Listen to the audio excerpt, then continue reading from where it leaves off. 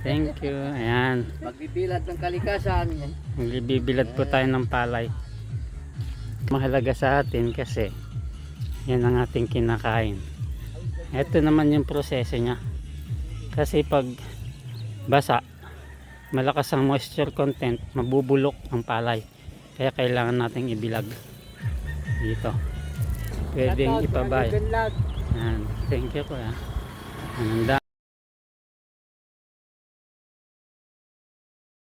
Buhay magsasaka.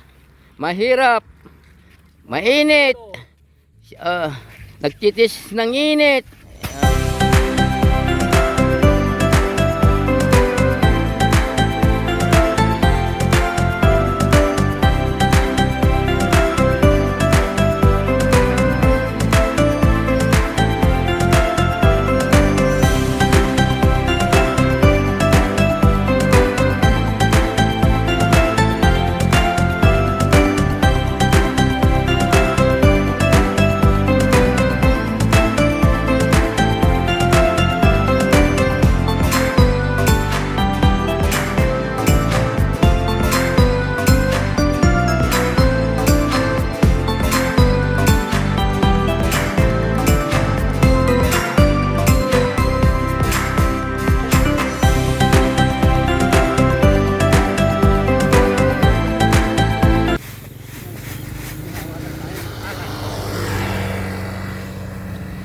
Hilahin nga.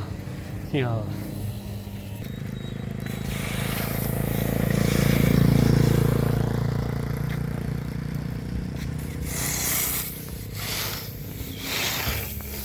Yan, kahirap buhay magsasaka.